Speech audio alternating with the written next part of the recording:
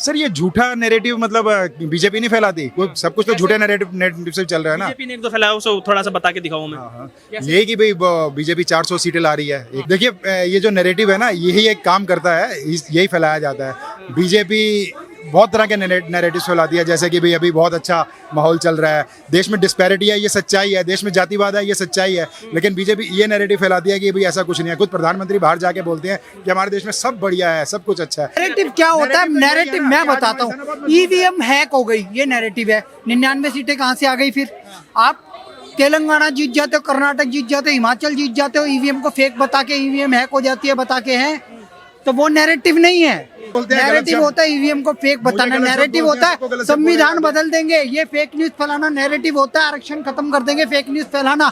400 सीटें आने के बाद ये बातें किसने की है? ये बातें तो बीजेपी के मेंबर्स करते हैं कि भाई हम मोदी स्पष्ट कह रहा है इस देश में किसी का आरक्षण खत्म नहीं होगा, इस देश में डिक्टेटरशिप नहीं है। डिक्टेटरशिप सिर्फ इंदिरा गांधी ने लगाई थी, वो थी इमरजेंसी, जिसको आपने संविधान हत्या दिवस घोषित कर दिया है 25 जून को। यूसीसी में ये है जैसे पाकिस्तान में है कानून, वहाँ भी यूसीसी टाइप है।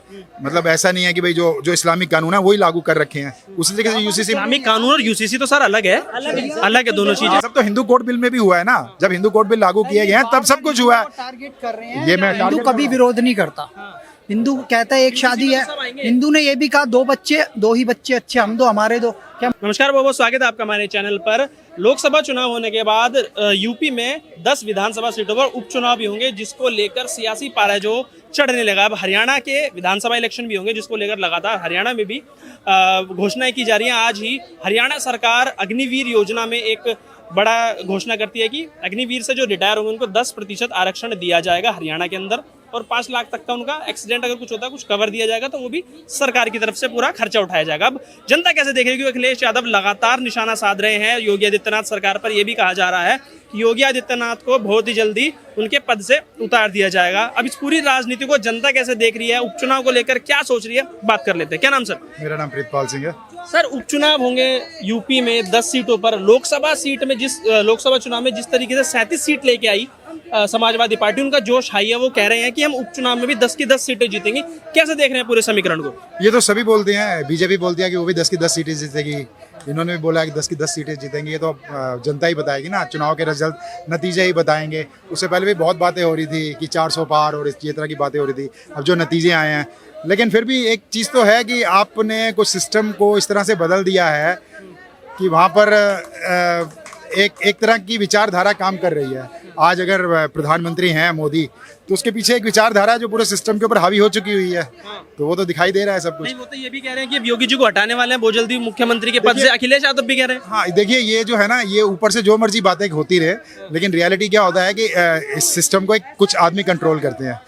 तो अभी बीजेपी ऊपर कौन हावी होगा, ये एक बहुत बड़ा सवाल है, क्योंकि आने वाले टाइम में कई लोग देख रहे हैं कि हम अल्टरनेटिव होंगे मोदी जी के, लेकिन आज एकदम अल्टरनेटिव नजर आ रहे हैं योगी जी।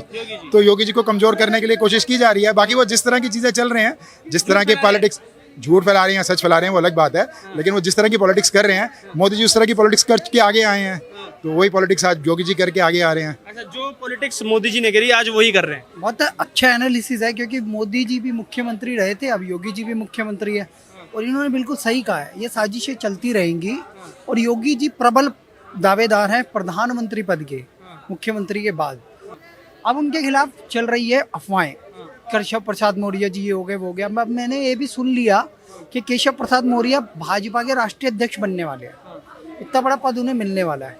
तो सच्चाई ये है, उत्तर प्रदेश चुनाव को लेकर लखनऊ में बैठक हुई, उन्होंने कहा 10 उपचुनाव की 10 सीटों पे हम जीतेंगे। कार्यकर्ताओं, आप कमर कस लो और मेहनत करो, हम आपके साथ हैं। आपने जब हम विपक्ष में थे तब भी मेहनत करी, अब हम पक्ष में तब भी मेहनत कर रहे हो, आपको प्रणाम है, आगे हम जीतेंगे। और 2027 की तैयारी शुरू कर दो। कि क्या विपक्ष को अपने ऊपर भरोसा नहीं है, जो झूठा नैरेटिव फैला के दोबारा चुनाव जीतने की कोशिश कर रहे हैं? सर ये झूठा नैरेटिव मतलब बीजेपी नहीं फैलाती, कोई सब कुछ तो झूठे नैरेटिव से चल रहा है ना। बीजेपी ने एक दो फैलाया उसे थोड़ा सा बता के दिखाऊं मैं। यही कि भाई बीजेपी 400 सीटें ला रही है, एक तरीके ने नैरेटिव फैलाया है, इसके कारण 240। नैरेटिव थोड़ी था, ये तो उनकी उम्मीदें थी कि हम ले आएंगे, विश्वास था। नहीं सर, ऐसा नहीं होता, यही नैरेटिव होता है। देखिए ये जो नैरेटिव है ना, यही एक काम करता है, यही फैलाया जाता है। बीजेपी बहुत तरह के नैरेटिव फैला दिया, जैसे कि भाई अभी बहुत अच्छा माहौल चल रहा है, देश में डिस्पैरिटी है, ये सच्चाई है, देश में जातिवाद है, ये सच्चाई है। लेकिन बीजेपी ये नैरेटिव फैला दिया कि भाई ऐसा कुछ नहीं है। खुद प्रधानमंत्री बाहर जाके बोलते हैं कि हमारे देश में सब बढ़िया है, सब कुछ अच्छा है, तो ये नैरेटिव है। लेकिन ऐसा अच्छा नहीं है देश में। आपको लगता है? आपको लगता है देश में बेरोजगारी नहीं है? अभी एक आंकड़ा आया, आंकड़ों पे तो बात नहीं की जाती, एक आंकड़ा आया जिसमें ये बात बोला गया कि 18 से लेकर 35 साल के 10 करोड़ युवा ऐसे हैं, 18 से लेकर 35 साल के 10 करोड़ लोग ऐसे हैं जिनके पास आज कोई काम नहीं है, या वो ऐसे काम कर रहे हैं जो मतलब अनऑर्गेनाइज हैं। तो ये एक सच्चाई है। CMI क्या रिपोर्ट है ये? एक आंकड़ा SBI ने भी दिया कि 10 साल में 22 करोड़ नौकरियां दी गई हैं। सर अब ये आंकड़ा SBI मतलब ये इस तरह के आंकड़े देती है? SBI इस तरह के आंकड़े देती है? खबरों में चल रहा था पूरा कि SBI का एक आंकड़ा ये है। narrative हाँ, फैलाने वो की कह रहे हैं कि कोशिश 22 करोड़ दिया गया है। ये नैरेटिव है ना। क्या आपको लगता है कि 22 करोड़ जॉब दिए गए हैं? 22 करोड़ जॉब का मतलब ये है कि हर 5वें आदमी को जॉब दिया गया है। इसका मतलब तो ये है हर 5वें या 6ठे आदमी को दिया गया ना। आंकड़ा ये भी तो सोचो आप, 10 साल का आंकड़ा 10 साल है। में- और एक बात इसमें ये भी आती है, देखिए एक छोटी सी और इसमें मेरी बात सुनिए स्वावलंबन प्लीज, एक भी- मेरी छोटी सी बात सुन लीजिए। 43,000 जो है वैकेंसीज आप सेना के लिए बना रहे हैं, जिसमें अग्निवीर योजना के अंदर आप भर्ती कर रहे हैं, उसमें से 25% आप डालेंगे और आप हर साल रिटायर करते हैं करीब 60,000 सैनिक। तो आप ये सोचिए कि हम 60,000 रिटायर करके 13-14,000 सैनिक को भर्ती करेंगे, तो ये अपने आप में कितनी बड़ी बात है। कांग्रेस के टाइम पे हमारी सेना मजबूत नहीं थी, अब मजबूत है। उनके पास तो सुनने की क्षमता। नैरेटिव क्या होता है? नैरेटिव मैं बताता हूँ, EVM हैक हो गई, ये नैरेटिव है। 99 सीटें कहाँ से आ गई? फिर आप तेलंगाना जीत जाते हो, कर्नाटक जीत जाते हो, हिमाचल जीत जाते हो, EVM को फेक बता के EVM हैक हो जाती है बता के, हैं तो वो नैरेटिव नहीं है। आज 200 बीजेपी को 240 आ गई, तो ये कहते हैं कि भाई, अब कह रहे हैं भाई ये हार गया, मोदी हार गया इस तरीके से, और इंडिया अलायंस हरा देगा। पर एक बात बताओ, अभी EVM हैक नहीं हो रही? जब तुम इतनी सारी सीटें जीत के बीजेपी को तुम आलोचना कर रहे हो, उनको नीचा दिखा रहे हो, मोदी जी को आप शब्द बोल रहे हो, अरे ये अभी क्या EVM बात हैक है? नहीं हो रही। सर ये गलत बात है। नैरेटिव क्या होता है? सबको बोलते हैं गलत नैरेटिव शब्द। होता है EVM को फेक बताना, गलत शब्द नैरेटिव बोलते हैं, होता सबको गलत है शब्द संविधान बोलेगा। बदल देंगे, ये फेक न्यूज फैलाना नैरेटिव होता है। आरक्षण खत्म कर देंगे, फेक न्यूज फैलाना। 400 सीटें आने के बाद ये इस देश बातें में किसने की हैं? तानाशाही लग जाएगी। ये बातें तो बीजेपी के मेंबर्स करते हैं कि भाई हमें 400 सीटें। नैरेटिव ये होता है। आनंद हेगड़े ने ये स्पीच दी है कि भाई आप हमें 400 सीटें दो और हम संविधान बदलने के लिए कोई प्रधानमंत्री है क्या? गृह मंत्री है? बीजेपी का अमित शाह है मेंबर क्या? वो MP क्या था, जब राजनाथ उसने सिंह है स्टेटमेंट वो? दी थी। सर रहने दो। वो बीजेपी की तरफ से मेंबर ऑफ पार्लियामेंट था जब उसने स्टेटमेंट की की। बात पे भरोसा है, प्रधानमंत्री की बात पे भरोसा नहीं है। वो कह रहे हैं कि ना तो संविधान बदला जाएगा, ना आरक्षण हटाया जाएगा। प्रधानमंत्री को सफाई देनी पड़ी ना। अगर कोई, आप एक बात सुनिए कि भाई आप शुभेंदु अधिकारी जो है ये बोलते हैं कि सबका साथ सबका विकास नहीं चाहिए, तो प्रधानमंत्री को सफाई देनी पड़ेगी ना कि ये शुभेंदु अधिकारी के अपने शब्द है, हमारे नहीं है। लेकिन इससे आम आदमियों के बीच में क्या मैसेज जा रहा है? आम बंगालीज जो हैं, जो बंगाल के लोग हैं, नहीं, वो एक्सेप्ट नहीं होगी। लेकिन शुभेंदु अधिकारी के बयानों को स्पष्टीकरण मांग लोगे। मोदी स्पष्ट कह रहा है इस देश में किसी का आरक्षण खत्म नहीं होगा, इस देश में डिक्टेटरशिप नहीं है। डिक्टेटरशिप सिर्फ इंदिरा गांधी ने लगाई थी, वो थी इमरजेंसी, जिसको आपने संविधान हत्या दिवस घोषित कर दिया है 25 जून को। 25 जून को ही हुआ था ना ये कार्य। सर आप सुनिए, शुभेंदु अधिकारी ने जो बोला उस पर पार्टी दे देगी जो भी स्पष्टीकरण देना है, लेकिन प्रधानमंत्री ने कोई ऐसा वक्तव्य नहीं दिया, क्योंकि वो संवैधानिक पोस्ट पे उनके हाथ में है। पोस्ट पे नहीं है, अपोजिशन लीडर है वो। यार ये मतलब, अच्छा अपोजिशन संविधान, अगर इनको अच्छी नॉलेज। पित्रोदा ने जो बोला था उसके बाद तो उनसे इस्तीफा लिया, उनको दोबारा कर दिया, उनको दोबारा ले लिया। बोले जो मर्जी जो मिले ना। देखिए सैम पित्रोदा कुछ भी बोल रहे हैं और शुभेंदु अधिकारी ने जो बोल दिया वो गलत। शुभेंदु अधिकारी कुछ भी बोले, सैम पित्रोदा कुछ भी बोले, बात यह है कि वो आम जनता में कैसे जाती है बात। ठीक है, अगर अनंत हेगड़े बोलते हैं तो उसकी जिम्मेवारी बीजेपी नहीं लेगी क्या? ये आपने नहीं सुना ना? बाकी नहीं है ना, बीजेपी ने डाला, सुना है ना, बीजेपी ने वायरल नहीं किया, बीजेपी ने मैनिफेस्टो में नहीं लिखा। आपने नहीं सुना, बाकी सबने तो मैनिफेस्टो पे विश्वास करेंगे जिसमें राम मंदिर था, बन गया। 370 थी, हट गई। यूनिफॉर्म सिविल कोड लागू होने वाला है, उत्तराखंड में हो चुका है और पूरे भारत में जल्द लागू होगा। हम उन पे विश्वास करेंगे जो बीजेपी ने मैनिफेस्टो में लिखा। किसी के बयान पे देश नहीं चलेगा। होनी चाहिए, नहीं होनी चाहिए भाई, होना चाहिए, वही तो उन्होंने, ये उन्होंने भी बोला है। लेकिन समान नागरिकता में आप किस किस चीजों को कंसीडर करेंगे, आप बताइए। सर जैसे गोवा आप एक सीधी बात है, गोवा में आराम से चल रहा है समान नागरिक संहिता, इनको कौन बताए? वहाँ कोई डिस्क्रिमिनेशन नहीं है। सबसे ज्यादा ईसाई बहुल इलाका है गोवा, और वहाँ पे सारे ईसाई बीजेपी को ही वोट डालते। शायद तीसरी बार बीजेपी की सरकार बनी, पर बहुत मेजोरिटी में मुस्लिम ईसाई भी रहते हैं और सभी जातियां रहती है। उनका कपड़ा रोका क्या पहनने से? उन्हें सिविलाइज नहीं रोका जाता है जो मुस्लिम बना। क्या फिर यूसीसी से? सर यूसीसी में ये है, जैसे पाकिस्तान में है कानून उस वहाँ पे यूसीसी टाइप है, मतलब ऐसा नहीं है कि भाई जो इस्लामिक कानून है वही लागू कर रखे हैं उसी तरीके से यूसीसी। इस्लामिक कानून और यूसीसी तो सर अलग है, अलग है दोनों चीजें। आप मेरी बात को समझ लीजिए, आप या तो भाई देखिए हम इंडिया में हम की बात क्या है? हम इंडिया में रहते हैं तो इंडिया का कानून होगा ना, ठीक है। वहाँ पर एक कानून है कि भाई आप ना धर्म परिवर्तन नहीं कर सकते इस्लाम को छोड़ के। अगर किसी ने इस्लाम में धर्म परिवर्तन करना है तो कर ले, लेकिन कोई भी इस्लामिक होगा, कोई मुस्लिम होगा तो वो दूसरा धर्म नहीं अपना सकता। ये कानून है और ये सबके लिए है, ठीक है। क्या ऐसे कानून भारत में लागू हो सकते हैं? मैं ये बात कर रहा हूँ। और इसी तरह के कानून सरकार लागू करना चाहती है यूसीसी में। बिल्कुल कन्वर्जन को सपोर्ट कर रहे हैं। मैं भी यही कह रहा हूँ, यूसीसी का मतलब ये है कि समान नागरिक संहिता, सबके लिए समान कानून, समान सिविल कोड और कोई शरिया लॉ नहीं चलेगा। कहने का मकसद भाई कॉन्स्टिट्यूशन के अगेंस्ट कैसे? कॉन्स्टिट्यूशन की आर्टिकल 44 या 54 कहती है, जो कि संविधान में जो बाबा साहेब अम्बेडकर ने बनाया था उसी समय लागू हो जाना चाहिए था। समान नागरिक संहिता हमारा संविधान कहता है। हिंदू कोड बिल लागू करने में कितनी परेशानी हुई है, उसके लिए मतलब जो हिंदू संगठन है उन्होंने किस तरह के आंदोलन किए हैं, उसको लेके कितनी परेशानियां हुई हैं।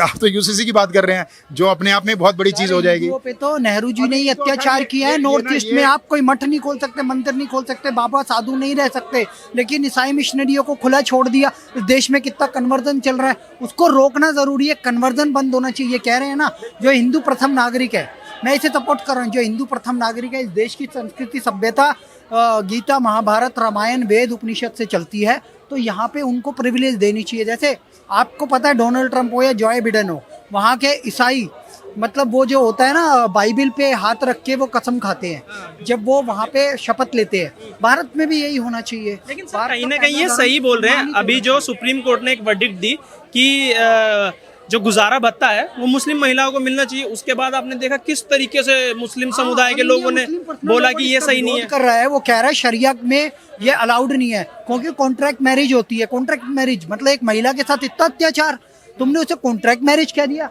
अरे भाई उसकी भी स्वतंत्रता है, उसका भी जीवन है, वो अपना घर बार छोड़ के आती है एक मर्द के भरोसे, और वो मर्द जब उसे तलाक देते थे, तलाक तलाक तलाक तलाक के बिद्दत कह के, और उसके बच्चों के साथ उसे बेदखल कर देता। आपको पता है इस देश में संविधान की सबसे बड़ी हत्या करी थी राजीव गांधी ने, जब सुप्रीम कोर्ट ने वो ये कह दिया था कि भैया शाहबानों को भत्ता दिया जाएगा, गुजारा भत्ता, तो सुप्रीम कोर्ट का फैसला पलट के संसद में राजीव गांधी ने कहा था नहीं दिया जाएगा क्योंकि मौलानाओं के प्रेशर में आ गया था। लेकिन मोदी सरकार और आज का सुप्रीम कोर्ट मौलानाओं मौलवियों के प्रेशर में नहीं आएगा। महिलाओं को न्याय मिलना चाहिए और मिलता रहेगा। जवाब सर ऐसा है देखिए मेरी सही बात है कि सोसाइटी में अपनी प्रॉब्लम्स हैं।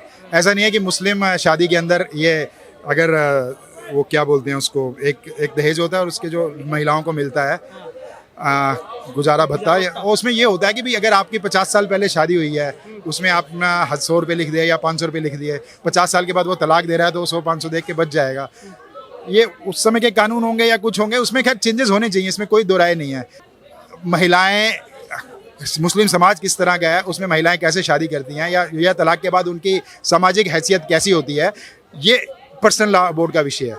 ठीक है, वो विषय वो एनजीओ है सर, वो संविधान से ऊपर कैसे हो गया ये भी तो मतलब बताओ। आप संविधान में छोड़ेंगे? अगर मैं अपना धर्म का पालन करता हूँ तो वो क्या संविधान मुझे ये देता है ना छूट कि मैं अपने धर्म का पालन करूँ, या संविधान मुझे ये बोल रहा है कि नहीं आप पर्सनल लॉ बोर्ड है क्या इस देश में? हिंदू कोड भी है ना यार, हिंदू कोड बिल है ना, उसके अकॉर्डिंग हम लोग वो सिर्फ मैरिज के लिए है। क्या बातें कर रहे हो? सक्सेशन एक्ट उसके अंदर आता है, इंडियन सक्सेशन एक्ट उसके अंदर आता है, सब कुछ आता है। संविधान की इतनी दुहाई देने वाली कांग्रेस पार्टी संविधान खत्म हो जाएगा तो मुस्लिम पर्सनल लॉ बोर्ड क्यों चाहिए देश के अंदर? हमारा संविधान आदमी 4 शादी क्यों करे सर, ये बताइए। हमारा संविधान किसी के धर्म के अंदर दखलंदाजी नहीं करता, करना चाहिए। तो क्यों करना चाहिए? अम्बेडकर साहब भी बोलते थे यूसीसी आना चाहिए देश के अंदर, उसी अम्बेडकर की बात करते हैं, उन्हीं के संविधान की बात करते हैं। बिल्कुल वाकिफ हूँ कि यूसीसी होना चाहिए, लेकिन वो कैसा होगा इसके लिए पहले आप रूपरेखा तो बना लेना।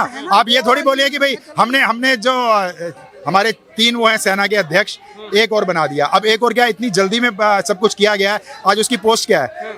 अगर हाँ CDS की पोस्ट क्या है, उन्हीं तीनों के बराबर खड़ा हुआ है वो। और यहाँ भी तो ऐसा भी, प्लीज एक मिनट मेरी बात सुनने दे, प्लीज मेरी बात सुन लीजिए। और ऐसा भी किया गया कि जो व्यक्ति 2 साल पहले रिटायर हो गया उसको लाके आपने CDS बनाया। तो ये तो फिर सरकार जैसा चाह रही है वैसा चल रहा है। तो CDS सेना को कहाँ आप UCC, कहाँ मुस्लिम पर्सनल लॉ बोर्ड, भी आप ऐसा चाहते हैं ना जैसा सरकार चाहती है। सरकारी तो बनाएगी और कौन बनाएगा? पार्लियामेंट बनाएगी सर। पार्लियामेंट हाँ तो पार्लियामेंट आपका कंसीडरेशन तो लाए ना, मतलब सबकी एक्सेप्टेंस तो लाए उसमें। सरकार तो लागू कर देती है कोई भी कानून, उनके पास थोड़ी सी। वो तो उनके नेता तो पहले ही बोलते हैं कि UCC तुम्हारे धर्म के खिलाफ है, मुसलमानों सड़कों पर पहले ही भड़का रहे हैं। क्यों भड़का रहे हैं? ये सब तो हिंदू कोड बिल में भी हुआ है ना, जब हिंदू कोड बिल लागू किए गए हैं तब सब कुछ हुआ है। टारगेट कर रहे हैं। ये मैं हिंदू कभी विरोध नहीं करता।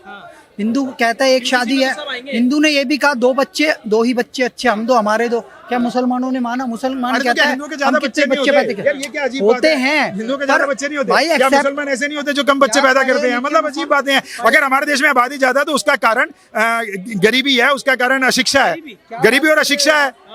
क्या बात कर बढ़ने रहे का कारण गरीबी। सऊदी अरब में क्यों नहीं बढ़ रही? क्या बात कर रहे हैं यार, ये उल्टी चाइना बात में जो इतनी बढ़ रही है उसका कारण तो चाइना में कौन सी आबादी बढ़ रही है? चाइना में तो लेस हो रही है आबादी। अब दूसरे पे तो है, भारत ने पीछे छोड़ा ना, अभी तो छोड़ा है। सर चाइना में मुसलमान मानता ही नहीं है, पता है आपको? धर्म को इतना नहीं प्रेफरेंस किया जाता, चाहे वो कोई सा भी धर्म हो, वो धर्म को नहीं मानते हैं। तो ऐसा इंडिया में नहीं हो सकता ना। नहीं, एक बात सोचिए, चाइना का मामला ही कुछ और था।